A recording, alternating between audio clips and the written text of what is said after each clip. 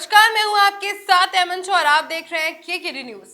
चुनावी माहौल है और परसों यानी कि 20 फरवरी को तीसरे चरण के चुनाव होने हैं और ऐसे में हर पार्टी का नेता खुद को साबित करने में लगा हुआ है और विपक्ष के हर कदम पर पैनी नजर रखे हुए है कि कैसे कोई गलती मिल जाए और बस बना दिया जाए उसका कोई मुद्दा। चुनावी माहौल के इसी चहल पहल के बीच केकेडी न्यूज के संवाददाता रवि श्रीवास्तव ने बसपा के नेता जो कि सदर विधानसभा से प्रत्याशी हैं मोहम्मद अशरफ और पूर्व जिला अध्यक्ष JR वाड्रा से खास बातचीत की है और जानी है उनकी चुनावी रणनीति। क्या कुछ कहना है उनका, देखिए इस रिपोर्ट में। घमासान 2022 का विधानसभा चुनावी घमासान लगातार जारी है। जैसे जैसे दिन करीब हो रहे हैं वैसे वैसे उम्मीदवारों की धड़कनें बढ़ती चली जा रही है, हार्टबीट बढ़ रही है, इसलिए कि अंजाम आगाज के साथ जुड़ा है। आगाज किस तरह होगा, आखिर उसका अंजाम क्या होगा, सभी उम्मीदवारों यानी सभी पार्टियों को लेकर हम चर्चा कर रहे हैं कि कुछ ना कुछ धड़कनें बढ़ी हुई। हालांकि उसका अंजाम और उसका रिजल्ट वो 10 मार्च को आएगा। लेकिन मैं इस समय रायबरेली जनपद की सदर सीट की बात कर रहा हूँ। 180 सदर सीट पे हमारे साथ इस समय मोहम्मद अशरफ साहब हैं जो बहुजन समाज पार्टी के नेता हैं और पूर्व जिलाध्यक्ष JR वाड्रा साहब भी हमारे साथ मौजूद हैं। इनसे भी हम लोग साझा करेंगे। अभी हाल ही में कई डिबेट्स में रहे और खूब बोले।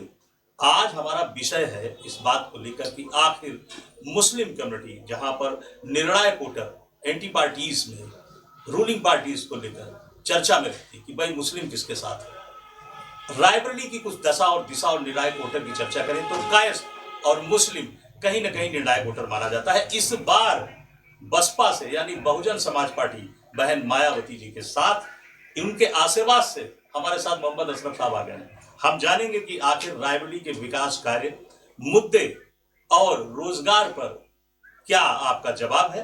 अध्यक्ष साहब ने तो पूछेंगे और फिलहाल मैं आपका रूबरू आपको कराता हूं मोहम्मद अशरफ साहब। अशरफ साहब आप ये बताइए, इस बार आप बहुजन समाज पार्टी से मैदान में हैं। कशिश और लड़ाई की बात करें तो शहर का समीकरण अभी समझ में नहीं आ रहा किसी।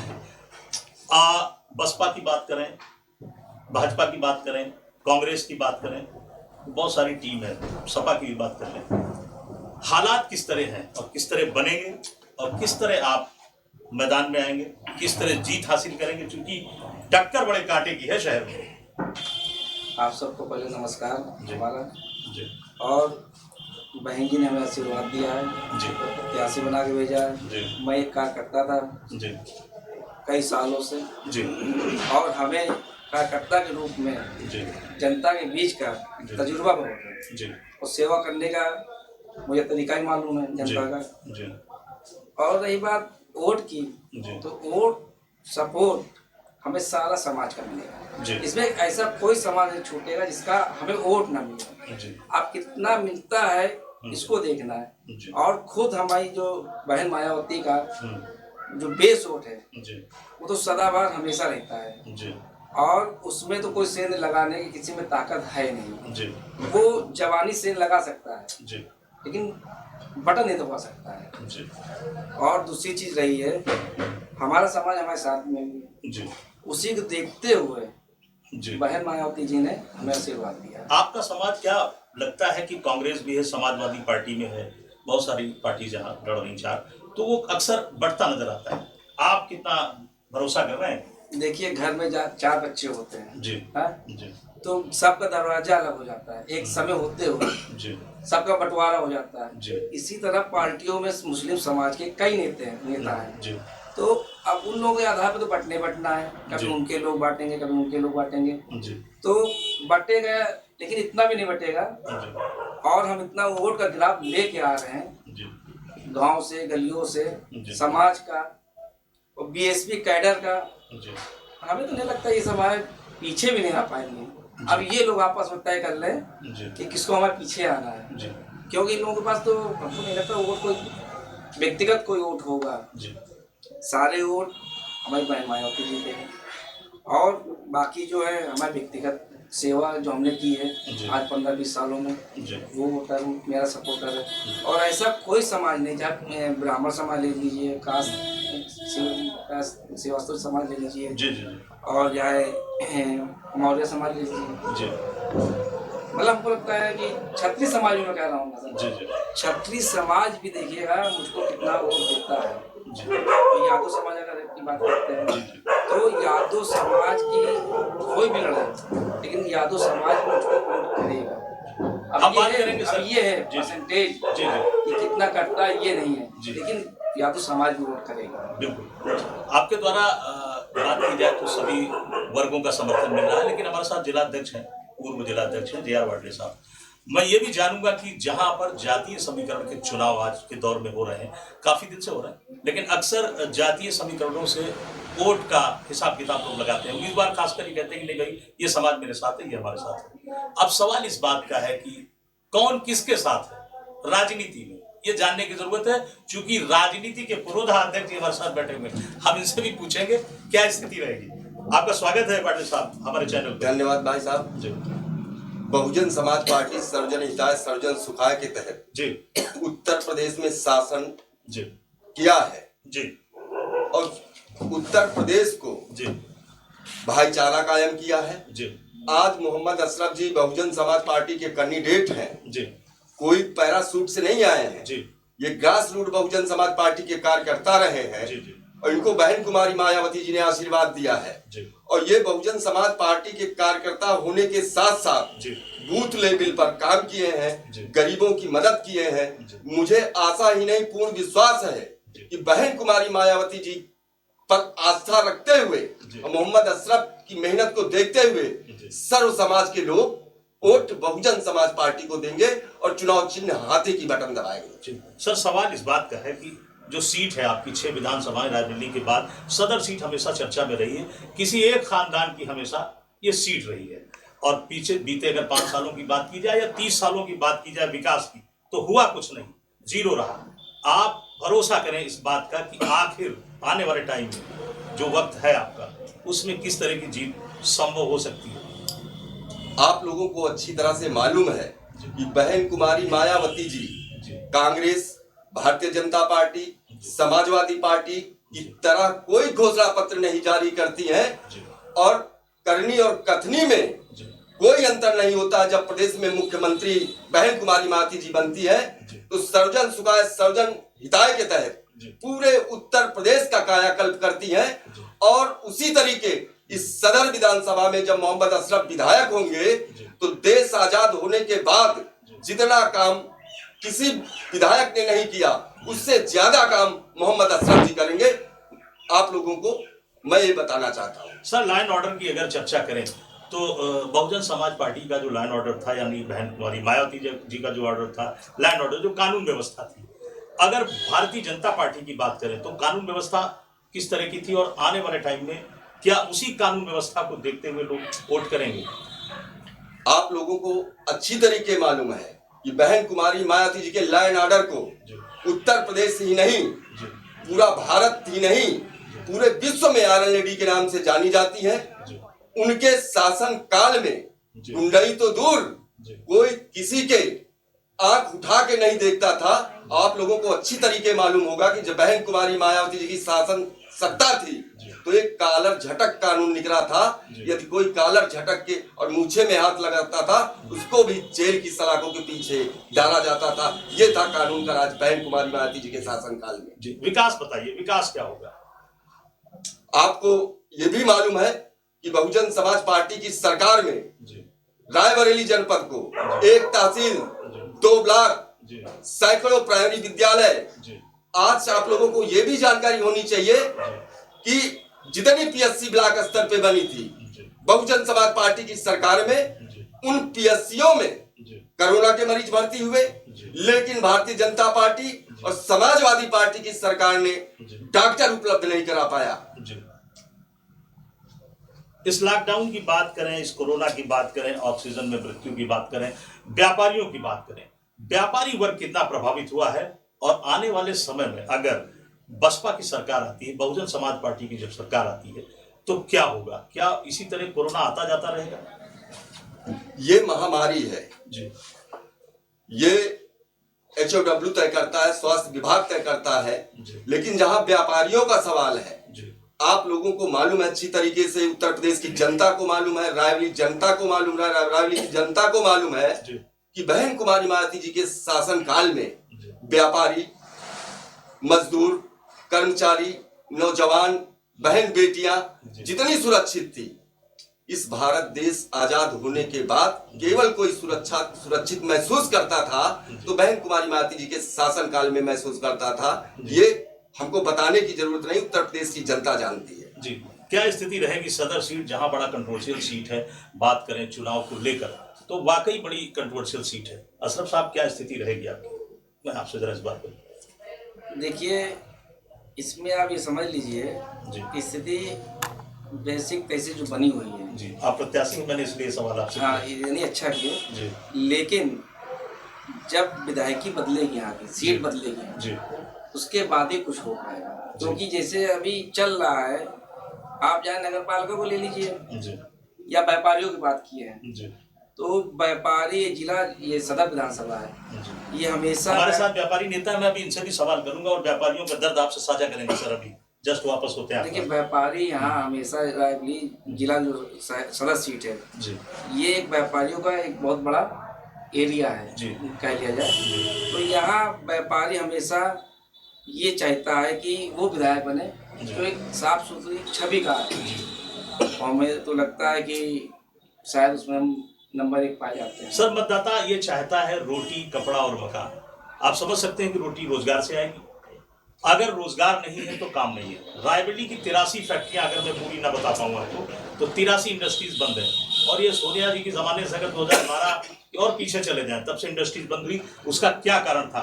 किसी एक व्यक्ति विशेष का मामला रहा, इंडस्ट्रीज फाइनेंशियल क्राइसिस से बंद हुई, ये और कोई बात थी?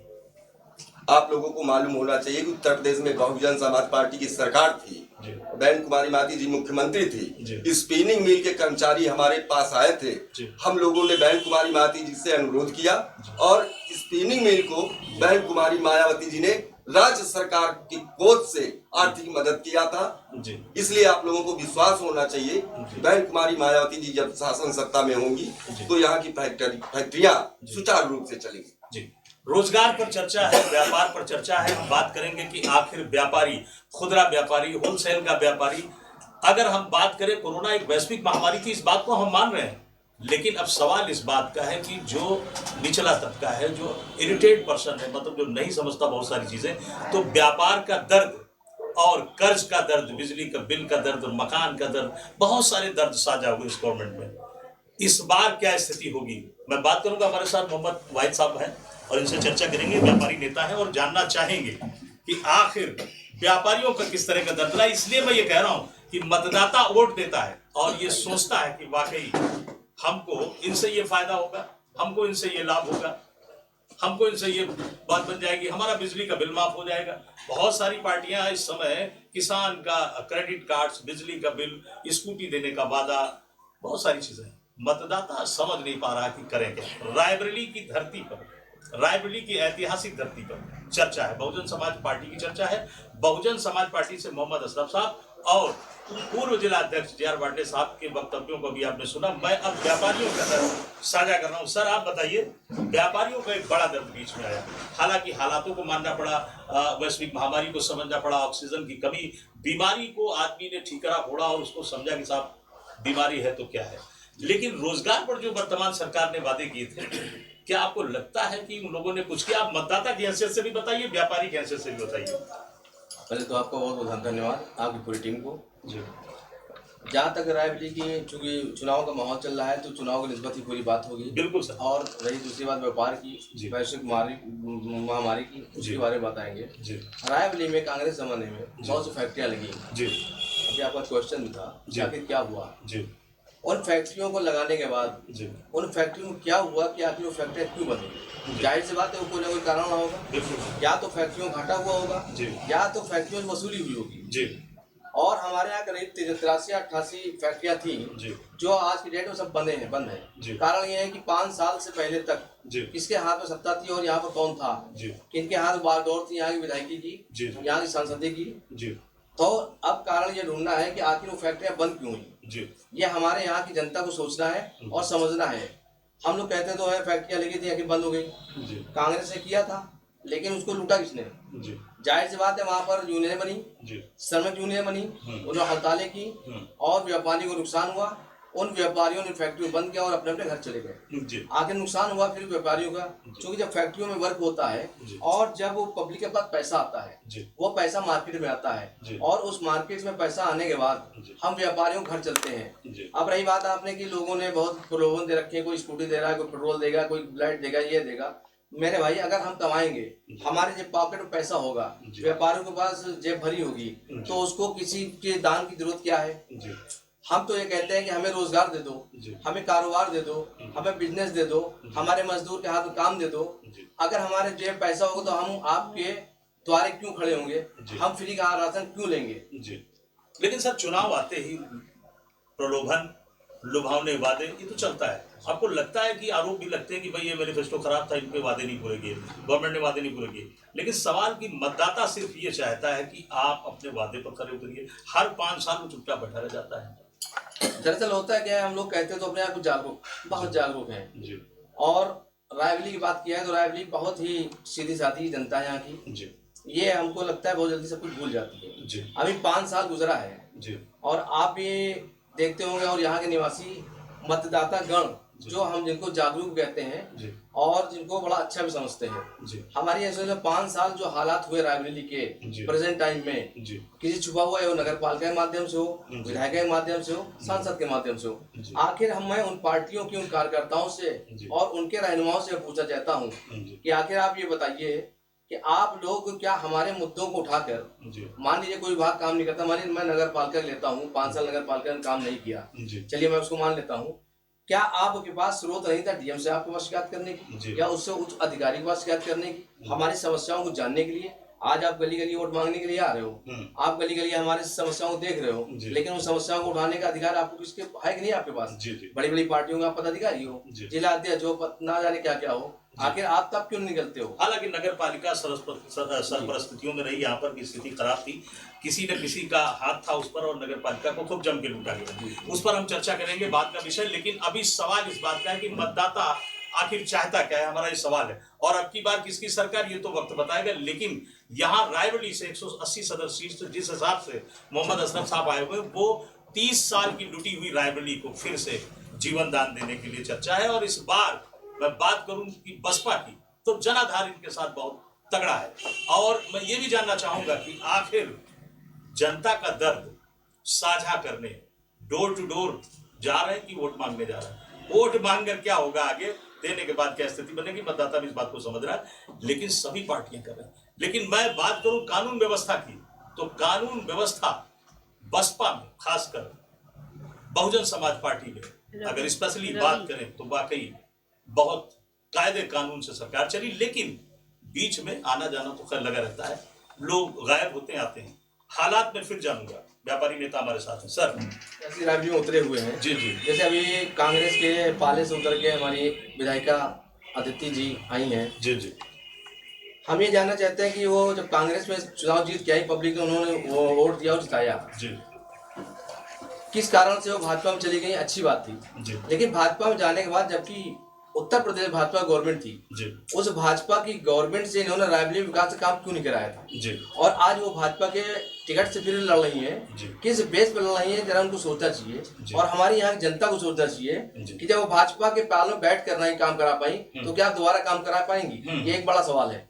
ये जनता को सोचना है और सोच कर वोट करना है। कांग्रेस में थी पहले, भाजपा में तो अभी कांग्रेस पहले थी, समर्थन भाजपा में था, भाजपा के गुण गा रही थी, अक्सर जो है माननीय मुख्यमंत्री जी के भी गीत गा रही थी। लेकिन क्या उन्होंने उस भाजपा में रहते हुए क्या उसका फायदा यहाँ की जनता को नहीं करा सकती थी? क्योंकि उन्होंने जनता के यहाँ वोट लिया था। रही बात, पिछली बार हमारा जो बसपा का प्रत्याशी था, सेकंड पोजीशन में था, क्योंकि 3 लोग एक साथ, 3 महारथी एक साथ, एक अकेला मेरा कैंडिडेट शहबाज बसपा से अकेला लड़ रहा था, तब वो 40,000 समथिंग वोट लेके आया।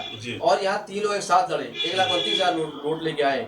अभी अगर वो समीकरण देखते हैं तो हमारा कैंडिडेट जीता हुआ है बसपा से मोहम्मद अशरफ। समीकरण के हिसाब से जीता हुआ कैंडिडेट है, अशरफ साहब है हमारे साथ। लेकिन अब सवाल इस बात का, इस युद्ध में, इस जंग में और राजनीतिक जंग में क्या होगा, ये तो खैर वक्त बताएगा। और मैं आपको ये जानकारी दे दूं कि इस वक्त मतदाता का मूड कंफ्यूजन में कभी कभी कि हम जाएं कहां। बहुत लोग पार्टी छोड़ के भाग गए, इधर से उधर चले गए।